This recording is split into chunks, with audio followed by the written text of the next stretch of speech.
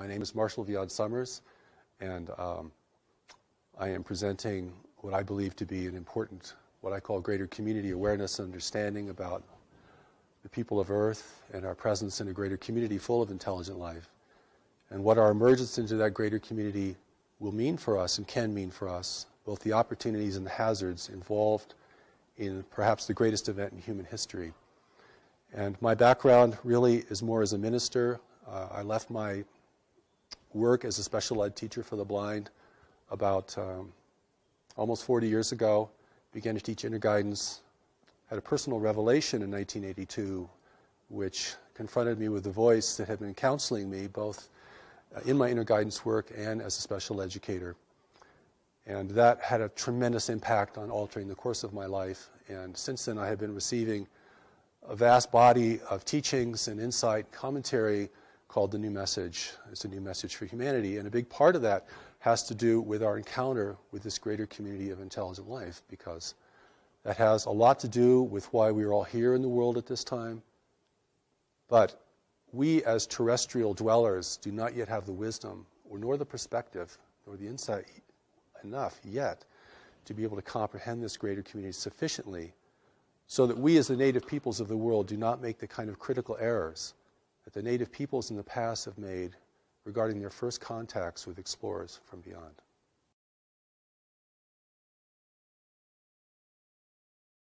I consider the voice of the voice, the primary voice, to be an angelic voice.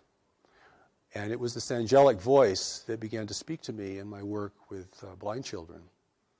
Because anyone who works with the handicapped has to be able to develop certain kinds of intuitive skills. You can't go by the book if you're really going to teach young people how to be independent livers or live independently. And so this voice grew in scope and power for me to such a point that it began to give me curricula to teach. And I taught that curriculum and I also studied it. I also made myself the first student of my work always. And this built up to such a point that I had an epiphany of my own, because certainly that voice isn't here simply to make you feel comfortable or to make you happy, but to ask you to do something significant and to engage you in serving the world beyond what you had considered to be possible or even preferable before. So this voice experience has grown into a major aspect of my life and certainly the source of my work. And it was this voice that asked me to receive the Allies of Humanity briefings from a group of observers, off-planet observers, who were witnessing the extraterrestrial intervention in our world and wanted to provide us wisdom about that intervention to equip us and forearm us and forewarn us of what that could mean for us.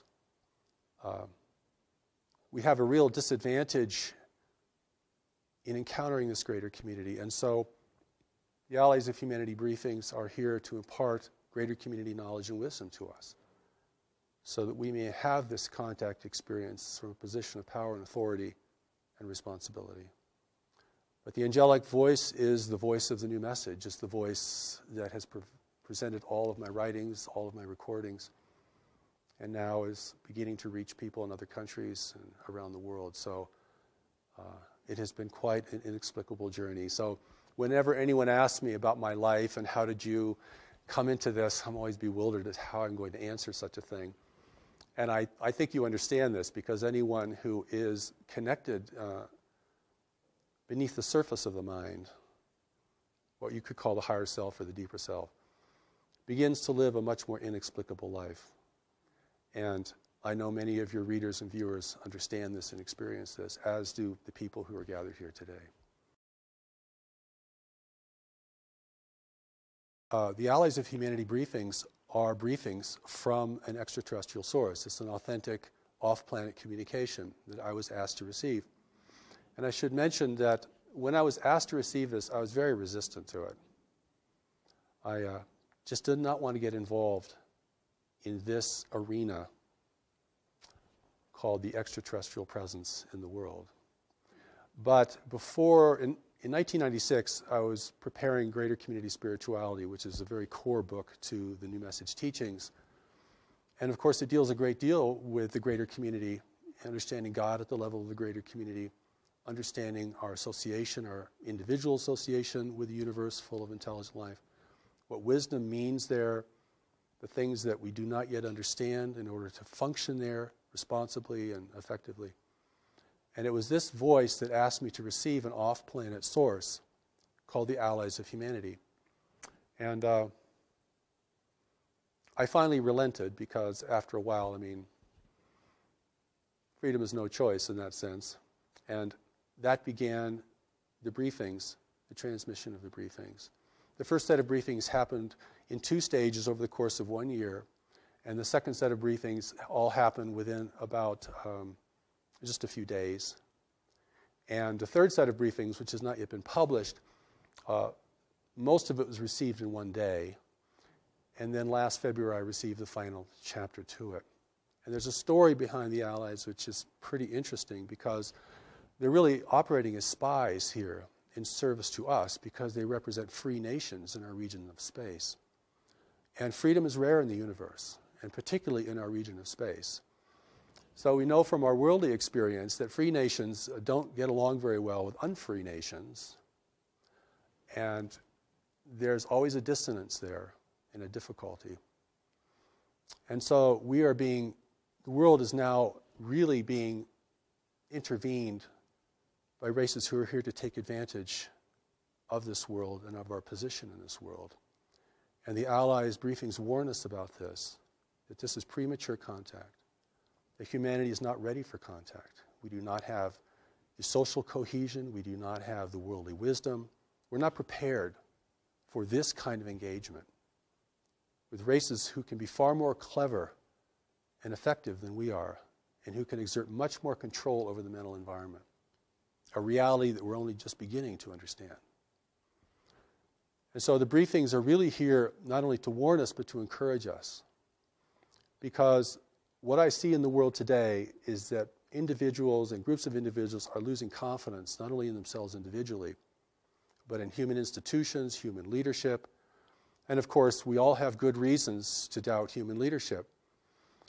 But this erosion of confidence in ourselves and one another sets the stage for the kind of intervention that is occurring in the world today, which is not a military intervention. It's an intervention of persuasion and dissonance, and it's manifesting itself in different ways.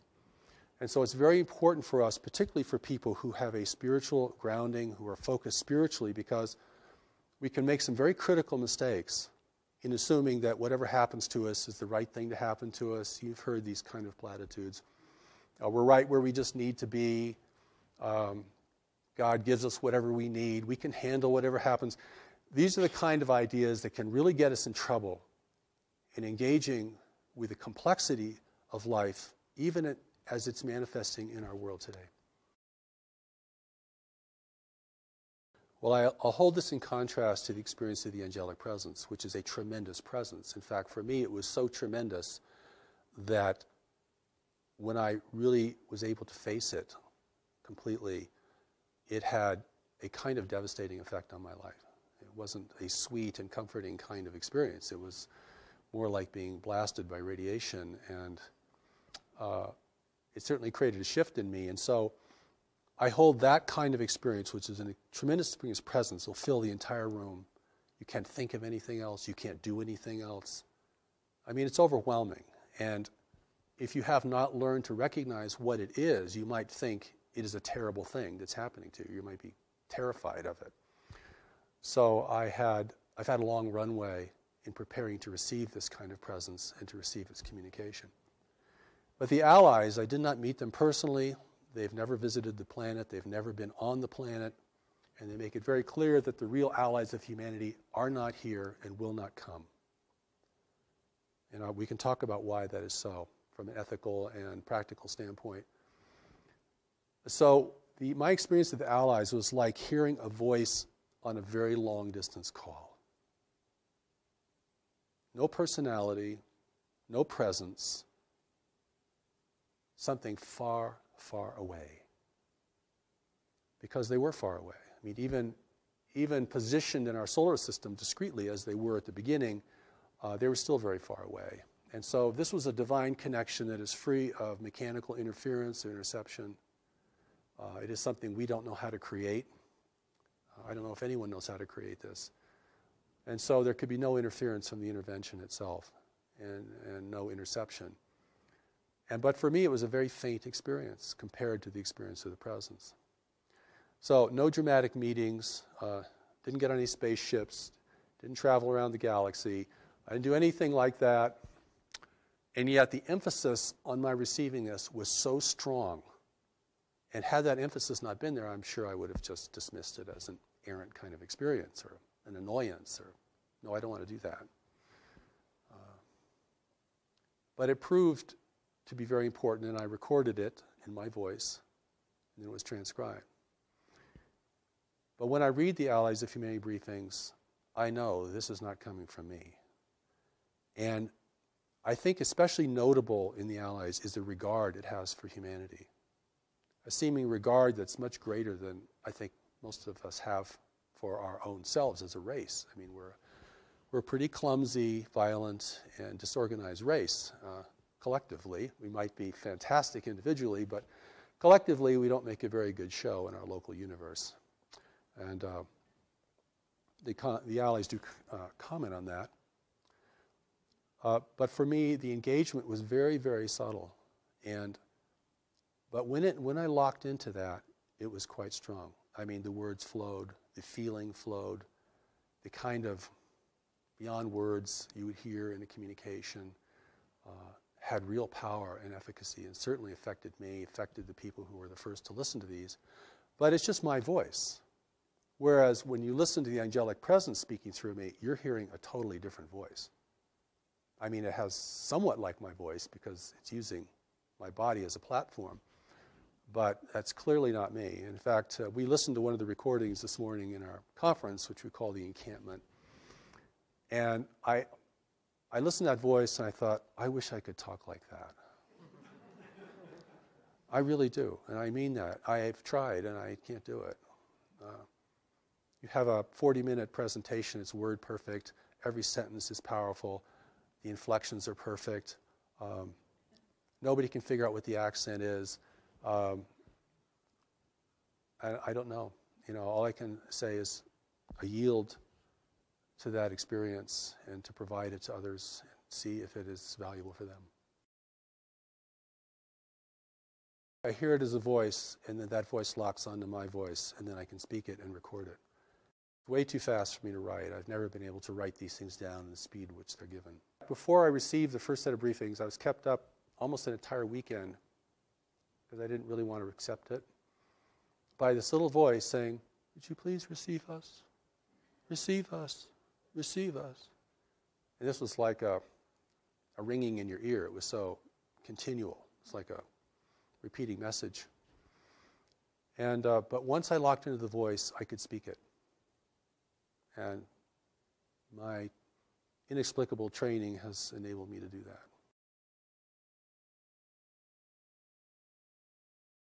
Completely different. The contrast couldn't be greater. No presence, no sense of anyone nearby. You're hearing something very, very distant. No, it's like it's coming through a tube. It's like someone speaking through a long tube. And that's one of the ways that I knew that it was something very different. And that's why at the beginning I was resistant, because I just didn't want to I don't want to deal with voices I don't know. And particularly if they claim to be off-planet and physical and things like that.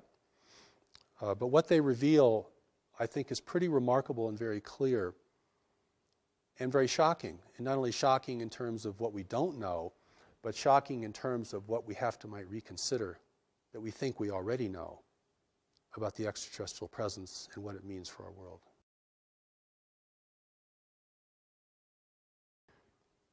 First, they want us to know that there are free races actually out in the universe. And that the universe is governed by nature and no one has been able to overcome nature. Now, this is very important because we think technology has no end and that it can replace all the constraints of nature. And they make it very clear that The more advanced a race is technologically, the greater its need for resources. The more it has to be engaged in complex arenas of trade, the more it has to be uniform and undemocratic, and the more it's actually vulnerable to having access to what it needs from the greater community. And we live in a highly populated part of the universe where there is not a lot of frontier, where there are very strict rules of trade, a great deal of control over territory. It's not the Wild West out there, free for our taking. And war has been suppressed in this region of space. Conquest is suppressed. So if you want to gain influence over another world, you have to do it through other means. And the other means have been cultivated to a very high degree. And we're talking about persuasion and deception. Okay. And here we are, the native peoples of the world, thinking that we're in the center of the universe, that if anyone would come to visit us, they would come to help us most naturally, because we are so important to the cosmos. And, we, of course, want higher technology because we want power. And we have problems here we can't seem to deal with, global problems, resource depletion, climate change, political corruption, a growing dissonance between nations over who have access to the remaining resources of the world, just one example.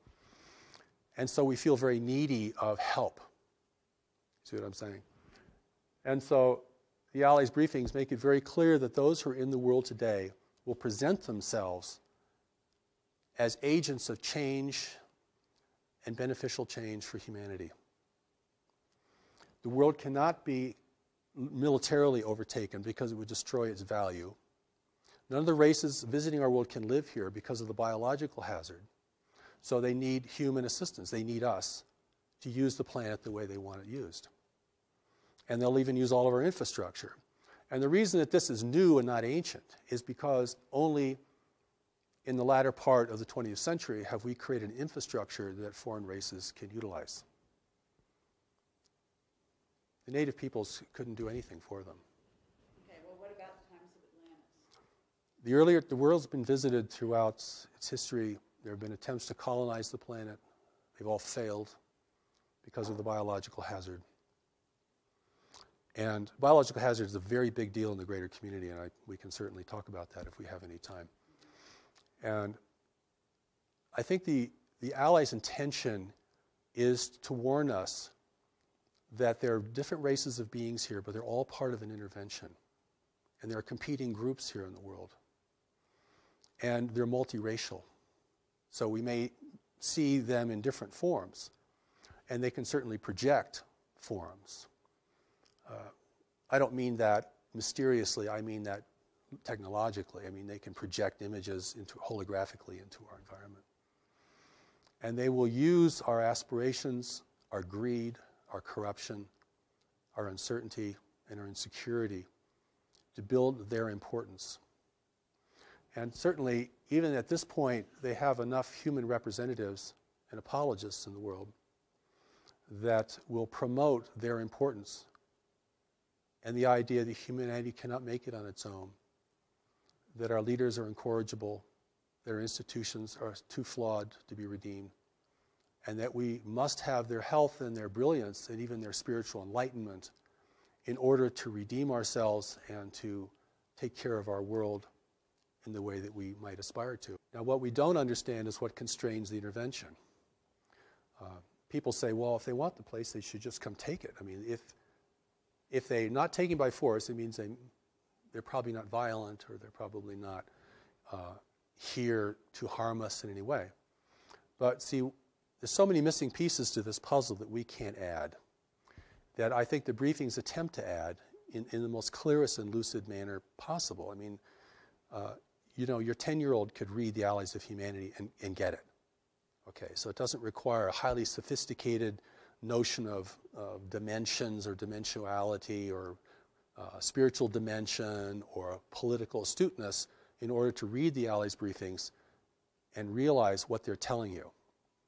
Is they're telling you you're facing a subtle invasion that is not here to destroy you, but to utilize you, and will use your strengths and your witnesses and your adaptability to this world, which they do not possess, in order to establish their own agenda here. All they can do that is through genetic manipulation. But even genetic manipulation is a very time-consuming and difficult task. And that's why the intervention has taken a very slow pathway. It just happens to be the most effective way to ingrain yourself in the consciousness, in the biological reality.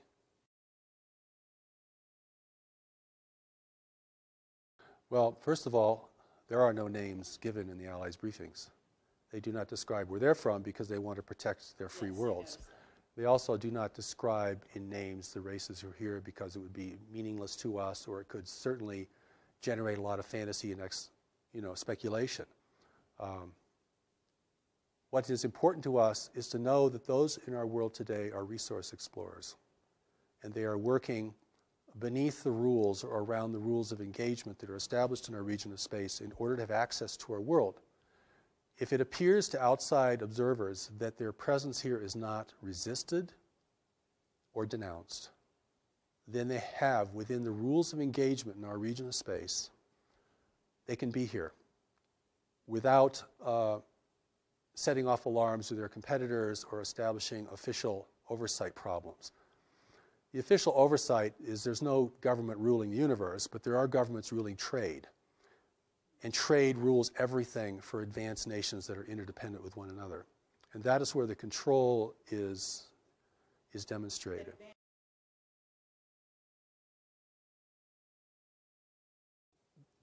Whenever I talk about this, I have to kind of paint a picture in the background because the picture is very different than what most people think today. We either think that the off-planet intelligences and races are either very demonic or very angelic, or we think there are good ones and bad ones. There are good guys out there who are going to help us, and there are bad guys who are not going to help us. The briefings themselves kind of set the record straight that in order to create an unambiguous situation on Earth, those potential groups who were visiting at earlier times are not here because we don't have the ability to discern, we don't have the subtlety or the insight to discern friend from foe. You cannot tell an ally from an adversary unless you're very skilled in the mental environment. Very intuitive, very insightful, literally a seer. Okay. Because they're presenting themselves as the saviors of humanity. And in the background, they're taking people and never returning them. In the background, they're building a new human. Not to replace us, but to determine our direction.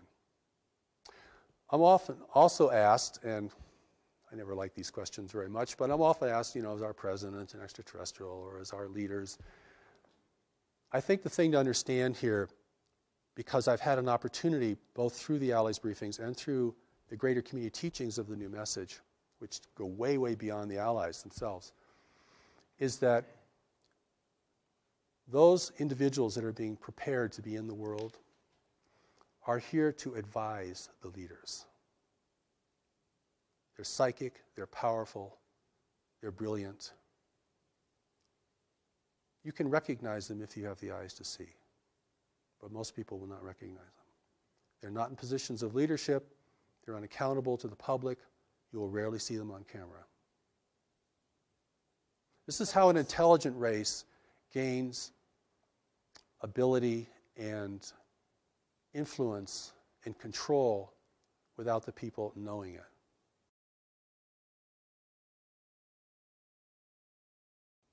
Large nations, if they become involved in networks of trade, have great influence over each other. And it's a very competitive environment. The universe, our universe that we're going to have to deal with, isn't a big frontier with a bunch of uninhabited Earths out there that we can go migrate to when we've just completely used up this one. And this reality is a very competitive reality. And so the skill in mental environment, the skill in persuasion, the skill of seers, the skill of things that we might hold to be very spiritual, but now have been used or are used in a very mundane and even invasive way, are used a great deal. I mean, once the rules are established, everyone figures out a way to get around them, or to skirt them, or to operate within them effectively. And of course, we're like the young child that goes into the big city. No, we don't know anything about the social reality, the political reality of that metropolis. And it's our naivete and our innocence that makes us probably endearing. I think you get this sense of endearment when you read the Alley's briefs. They really think we're very sweet, actually. But they also indicate that some things we don't know that could destroy us. And not having any idea of what the reality is beyond our solar system is a tremendous disadvantage. So those forces in the world today are not, operating in a military sense, but they're infusing themselves into the hierarchies of religion, government, and probably even more specifically or more greatly in commerce. This is the complexity that gets really difficult because different nations have been contacted by different groups. And certainly I'll say a few things that might shed some light on this. One is, if you want to gain ascendancy in a world and have your presence be the most trusted presence, then you have to weaken the strongest nations. And one of the ways you weaken a strong nation is by engaging it in intractable conflicts. And then begin to erode the confidence of its people in that nation.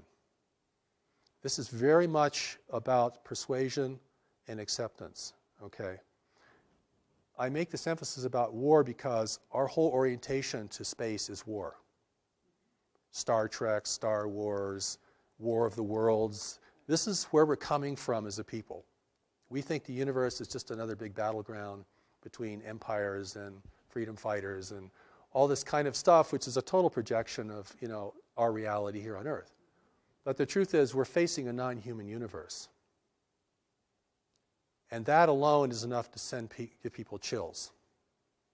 We're facing a universe that does not value human values.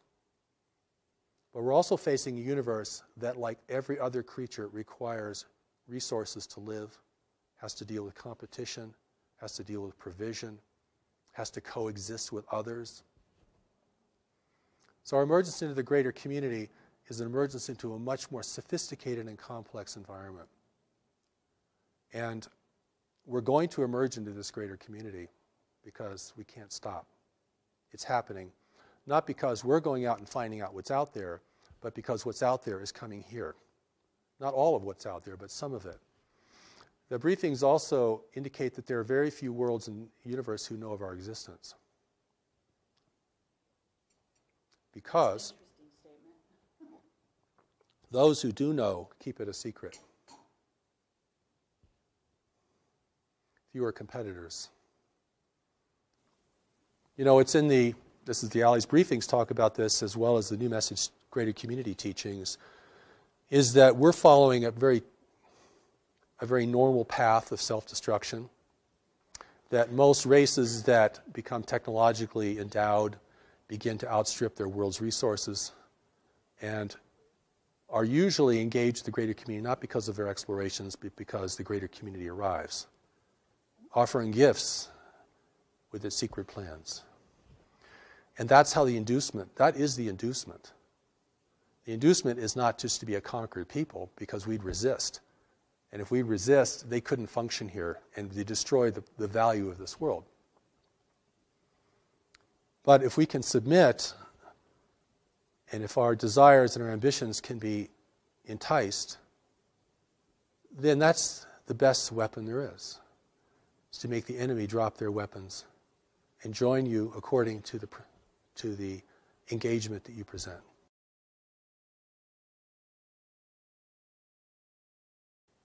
We're, even today, even in the world even without an extraterrestrial presence here, we're starting to learn about the power of influence. This is not, in most places in the world, this is not gunboat diplomacy anymore. This is about dependence. a nation becomes dependent upon what you purchase from them or provide them, then without changing their flag or their language, you begin to determine the course of their destiny. You don't really want to occupy them because that is way too expensive and difficult. You don't want them to resist you because that's way too difficult. And this is beginning to give us a picture of how nations influence one another in a greater community where the level of sophistication is much, much higher and where the psychic abilities are much higher. So I always want to take this into a larger arena of life, and also I hope we have time to talk about what the connection is to our core spirituality, because we are in the world today for a purpose, each of us. We're here to be in a time of transition and danger in the world. You know, the greater community, certainly many people feel connected to it anyway for reasons that they probably can't explain very well. And it's certainly going to be part of our collective and individual destiny. The fact that it's still, barred from the social discourse doesn't diminish the fact that it's centrally important to our future and to what kind of world we're going to have. But it's very muddy water. And even the truth has been so sullied.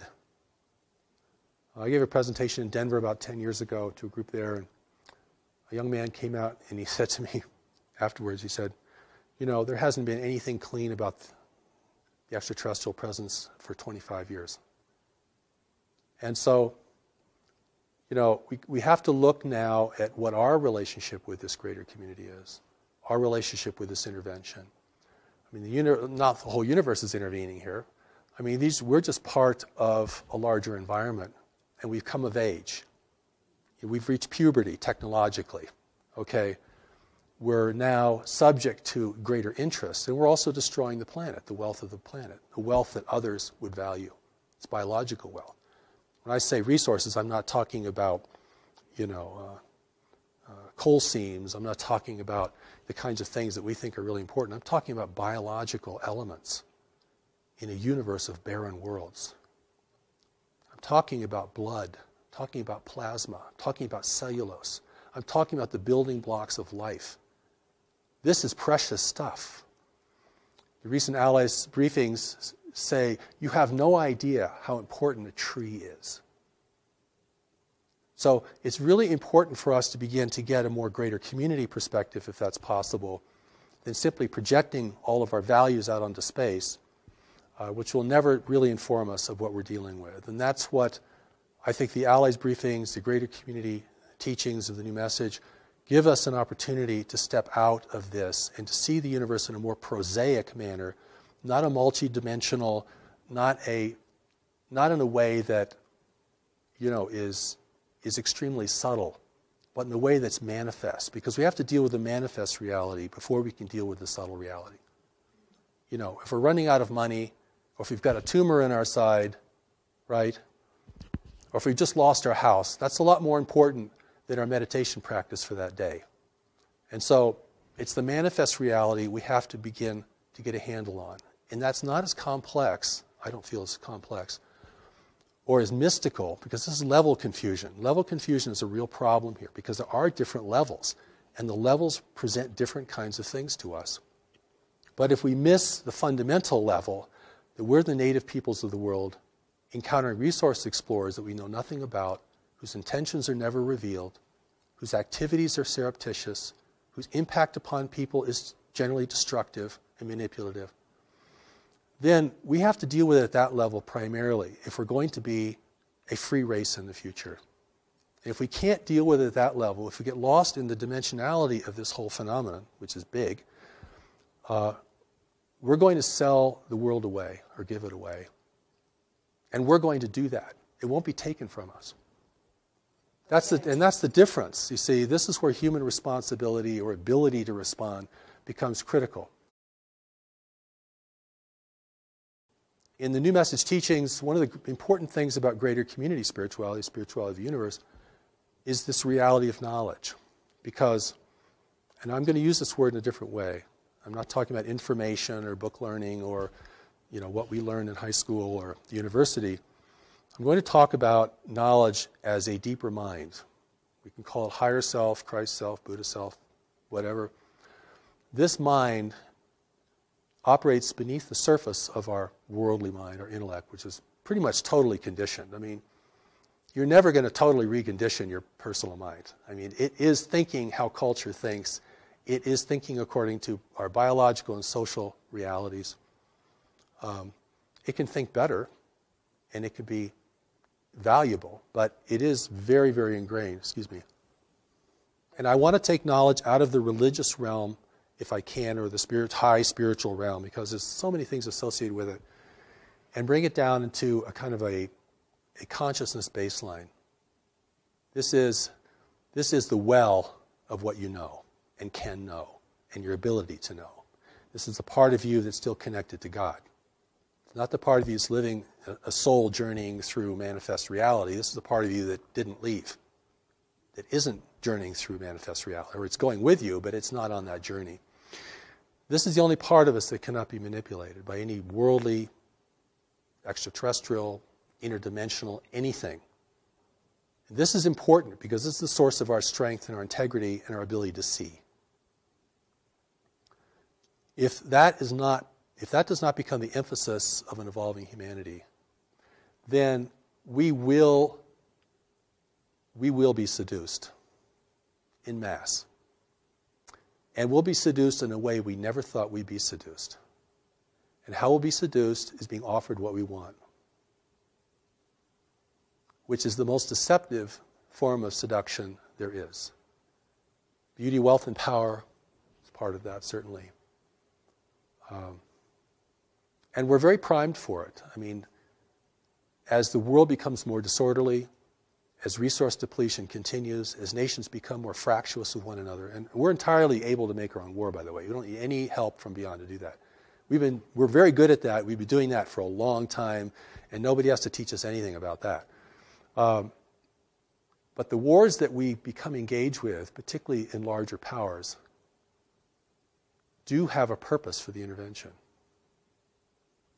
If the only nations that could really rally the world are weakened sufficiently through intractable conflicts, and if the two or three strongest nations in the world are repitched in opposition to each other, or that's fortified, there will never be a consensus here.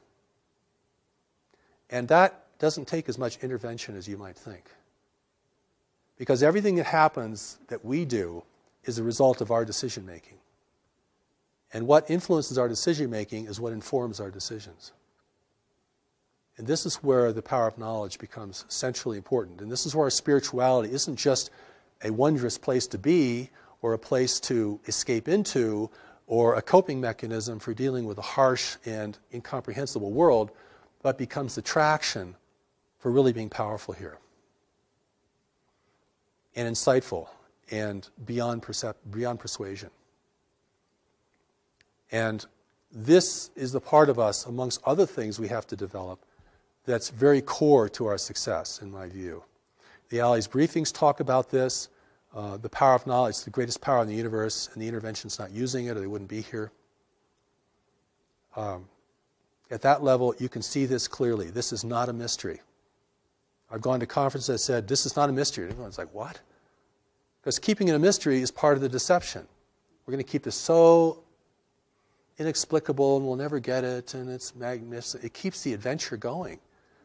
Like, this is an adventure in consciousness, to study these things. That's one line of thought.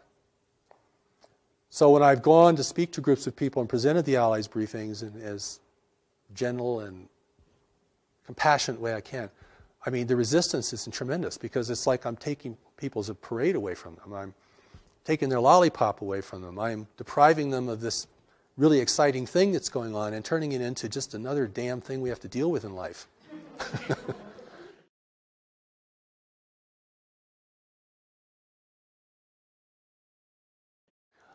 I'd like to talk a little about God, because God is a part of this. And we are spiritual beings with a spiritual origin and spiritual destiny.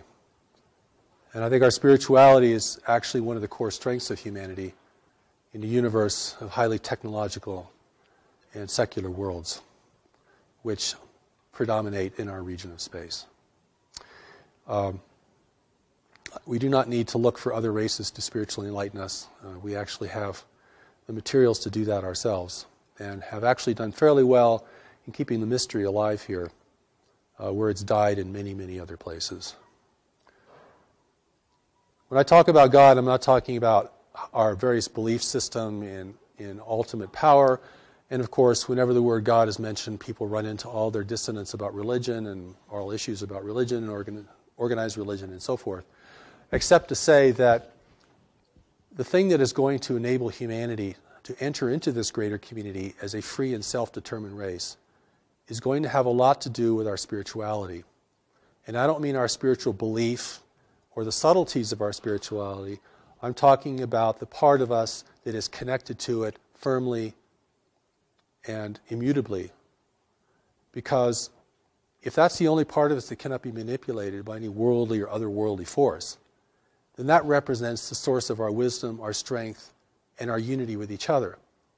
Because in facing the intervention in the greater community, we are certainly facing an adversity that we're unaccustomed to and do not really know how to discern very well.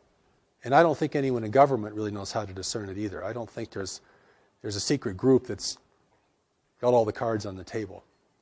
And they're being influenced as well. So it comes down to what people see and know and their responsibility within themselves and to others. Because this is what enables the native race to rally and to begin to question, at least question at the outset, the meaning and the value of this. If we're hungry for technology from beyond the world, which is part of the inducement, it's liquor for the natives, for sure. If we want others to come and rescue us, that will be accommodated. If we want an overseer in the world that's non-human, that will be provided. But it's really, we have to grow up and become responsible. We're going to enter this greater community. You can't have a nation run by tribal conflict and warring nations. And so in adversity here is the opportunity. And the opportunity is the intervention and the breakdown of environmental stability in the world are the two things that can prompt humanity to unite in its own defense. It has to be that powerful to overcome our attitudes, our beliefs, our history between nations, the contention between religions, all the things that fracture us and are fracturing us further and further and further, most of which we're doing on our own. The interventions can step back and just let us degrade ourselves down. They'll help us do that in certain ways. But, we're doing a pretty good job, even if we didn't get any assistance. The opportunity here is really that humanity has to unite to be in the greater community. There are three requirements for freedom in the universe: self-sufficiency, unity, and discretion.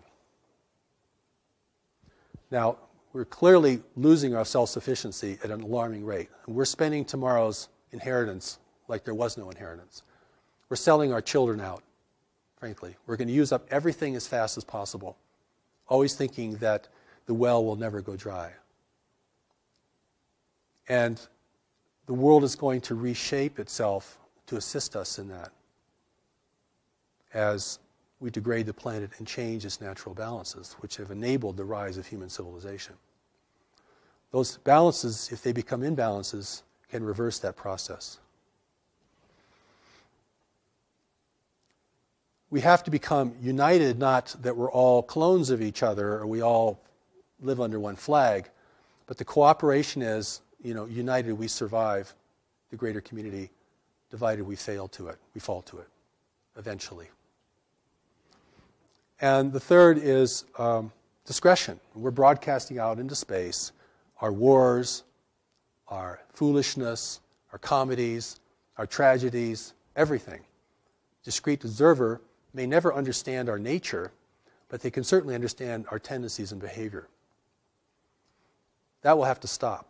Free nations do not broadcast, except to each other in ways that are very safely encoded.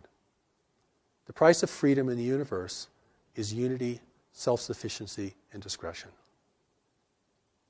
If we require other nations to provide our core resources here, human freedom will be lost.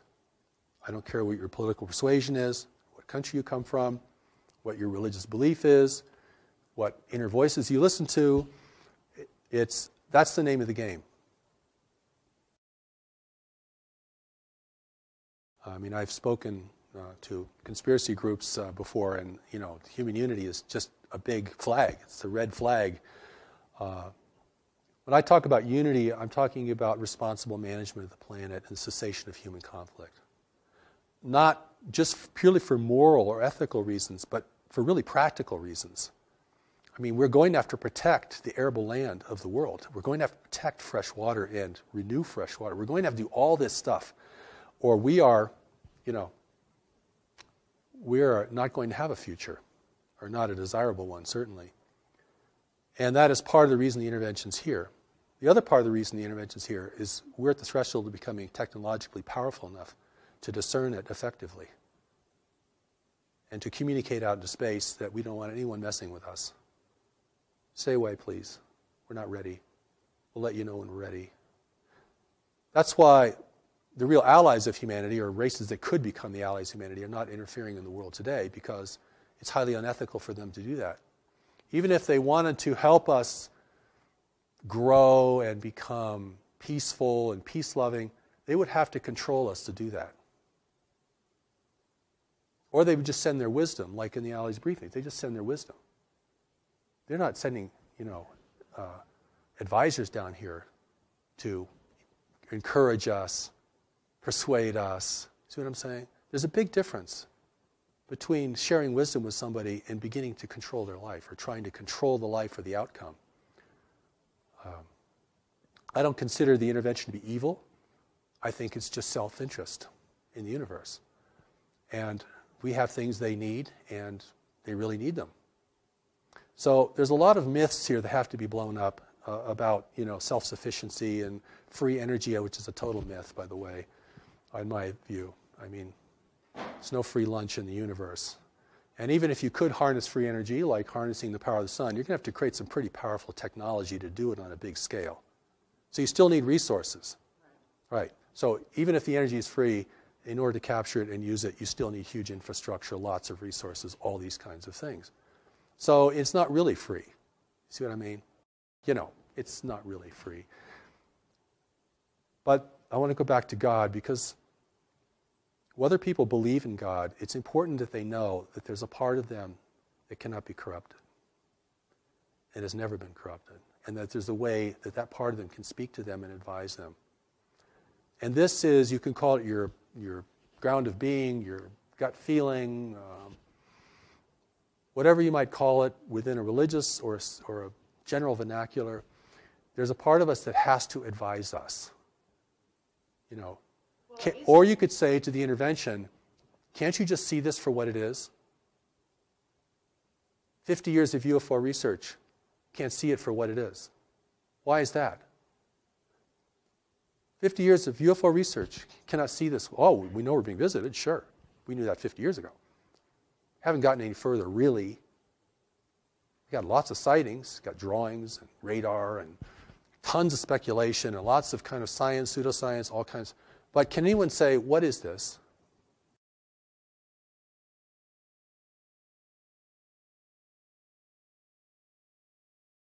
In the way that my understanding has evolved and what's been presented to me over these many years is that don't usually use the word soul very much.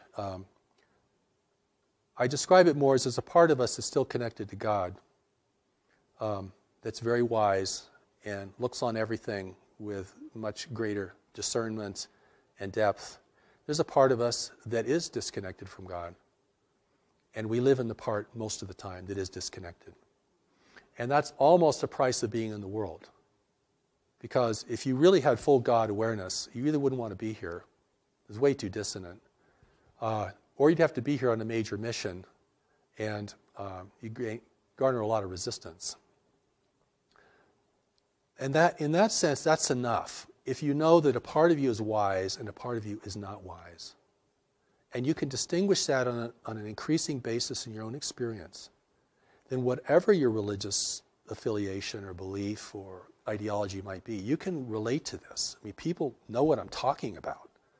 You know, when I've gone to foreign countries and talked about the intervention, oh, they know, no problem getting that. Hey, we've been intervened with for centuries. We're being manipulated, right? I mean, there's no pretense of freedom and democracy and, you know, nobody can affect us because, you know, we're God's chosen race. And the people know exactly what you're talking about. I mean, it's just from a different source. Oh, okay. Yeah, I can get that. And so it's this ability to see, recognize, and know things that's going to be very key. And it's, you know, it's under the radar of the intellectual conversation.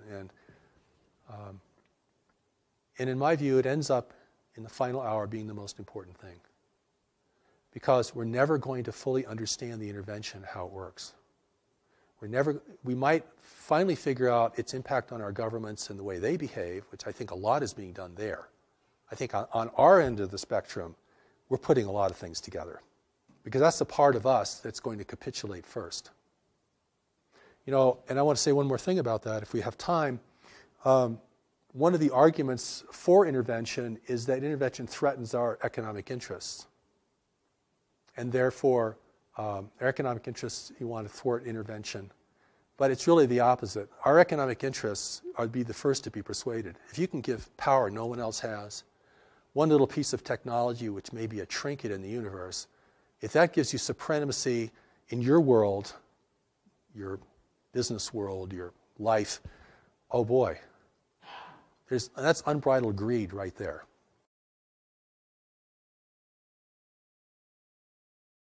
Well, I don't think it's a done deal because there are elements in our government, this is what the Allies talk about. They don't really talk about our government because they don't really know much about our government, except that we transmit everything. Even the government transmissions can be, somebody could sit out there and read just our entire script, you know what I'm saying? There are factions within our government that are aware of the intervention and support it, and there are factions that resist it. So this becomes very complex. I mean, when we talk about they've all been bought off, no. Has the government's all been bought off? No. The situation is much more fluid than that. Okay. Or it is a done deal. And we're just, you know, underlings that are just going to complain and revolt and, you know, make a lot of noise and nothing's going to happen. The situation, the outcome has not been determined. And this is very important. Otherwise, you're really going to disempower people. And it's a very complex situation because we're talking about influence permeating lots of parts of our life and in ways that we are beginning to understand. The other part of this equation is the intervention itself. What guides it, what restrains it, what it can and cannot do, how it has to behave here because it's being watched by other nations. And so if it appears, like I said before, if it appears that we are at least tolerating its presence, if it appears that we're accepting and benefiting its presence, then it looks like we are granting them permission to do whatever they want to do here. I mean, if there's appearance of resistance here, opposition and resistance, that's powerful.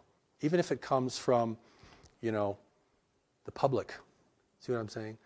We don't know who's a white hat and who isn't a white hat in the government. And certain people certainly are, we can suspect in other ways, but it's what are we going to do? What are you going to do? In your position, you have influence and can present many things to many people. What can I do? What can the people in this room do? What can anybody do? I mean, the first thing I think we have to do is begin to recognize this reality is occurring and that we have a responsibility to deal with it. If we think it's all going to be our government that's going to negotiate the outcome, we've already seceded our personal responsibility, regardless of the makeup of the government. I mean, the government may be more diluted than we are and much more influenced. And so, and that is, this is a real power to the people kind of message, you see. And I mean, even if you broadcast on shortwave out in the universe, you know, we don't want intervention. We don't welcome intervention. You know, anything, any demonstration of resistance. You know, I've been invited to speak at conferences, and I'll go to these conferences. I'm the only person who questions the extraterrestrial motivation. Everyone else is completely sold on it. It's groovy, at least some of them are good. And we're going to get into this because this is really exciting, and boy, we're going to get so much good stuff from these people. But we know as human beings that if you want something from someone, you can never discern them. You want something from the intervention? You've already given your power away. You're going to be blind because of what you want, or what you think you need, or what you think only they can give you. And what can they give us? They're not going to give us real technology. We turn into weaponry and probably, destroy the infrastructure of the world. They're not going to give us spiritual wisdom, or we wouldn't want intervention. They're not going to give us, high integrity, because if we had high integrity, we'd realize we're being messed with and we want everyone out of here. You all go home, please. We're not ready for you. We'll let you know when we're ready. When we establish our own rules of engagement in this planet and our own ethics of contact, then we will see who amongst you we want to communicate with. That's from a position of power and authority. Listen, the Japanese kept the Europeans out for 200 years. And how they did it was they burned every ship that entered their region. Not very nice. But the message got pretty clear. And after a while, the ships stopped coming, right? So, if the Native Americans had done that in the United States, we might have a different nation today. White people would be the minority.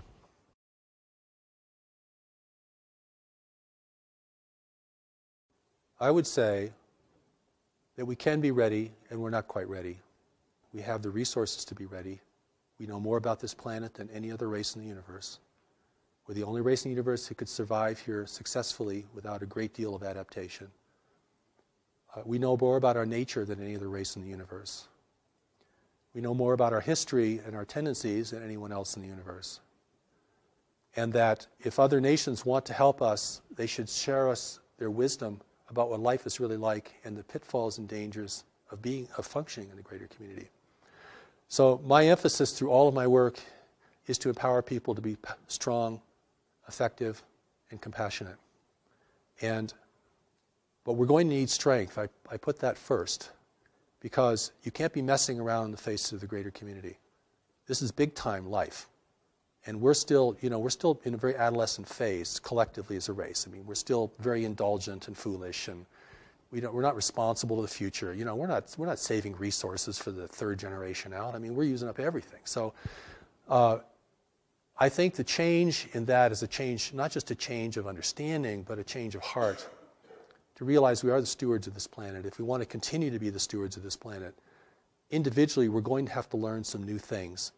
And we're going to have to become really strong and honest and effective in our lives. And this is about individuals now. This is not about going to change the government. I think that's pretty hopeless as the first step.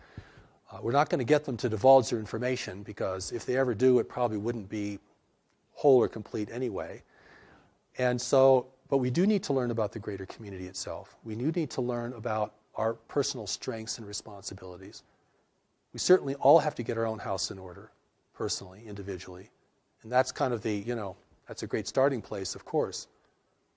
But, humanity can never give up. And the intervention is either here to win us over or discourage us from resisting. That's the power of persuasion. And I look around, I see, many people are on a downward spiral. They're losing heart, they're losing faith, they don't know how to handle their life. They're getting very discouraged by what they see in the world around them.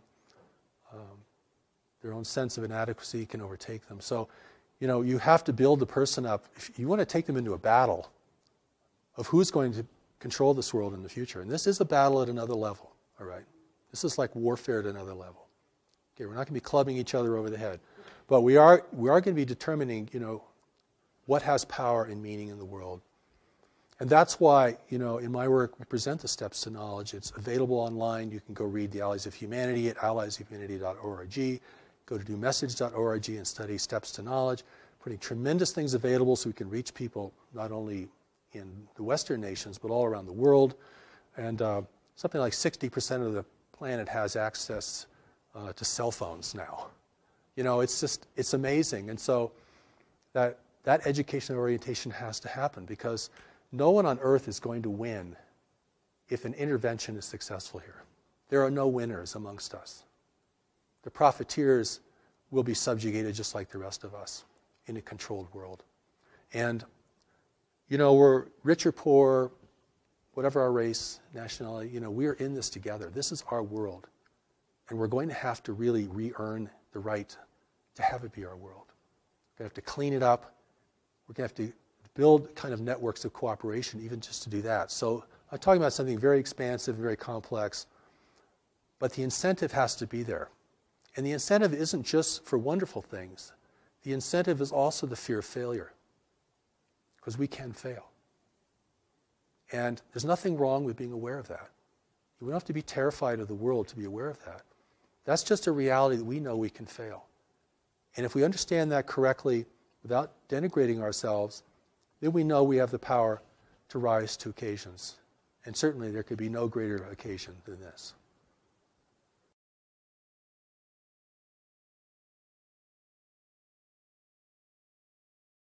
The Allies of Humanity briefings are at alliesofhumanity.org. We're a nonprofit organization. And the first Allies set of briefings is up there for everyone to read. It's also available in ebook now. And the second Allies briefing is in print. The third Allies briefing we hope to publish next year. One of the seminal works on the greater community for us is called Life in the Universe, which we plan to publish next year through New Knowledge Library. And we'll send out announcements and so forth. Our main website is newmessage.org, and there you can receive much of the New Message teaching is available online, both in audio, the original voice of Revelation, what people can hear. That's the voice that spoke to me, that was recorded, and you can hear that. As well as, we made a tremendous amount of things available to people, as well as elements for study and application, greater community education, all these kinds of things. We really want people to have access to this, and we welcome your participation. There is the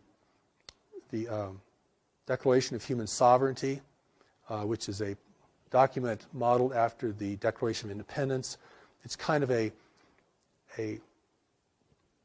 statement indicating to the universe our will as the people of Earth, our rights. We establish our rights. We establish the fact that we are being interfered with, and we do not hold that to be appropriate, and the kind of engagement we would like to have with other nations who are interested in us. And that's a very powerful document, and I think, there's already minds working on this. This is, we may think we're alone, we have a small group, or maybe we're all alone as an individual, and we're trying to put all this together, but there is a groundswell around this, and there is a greater community awareness that's growing. And that awareness really has to be wise and efficacious, and that's why I invite people to explore these materials.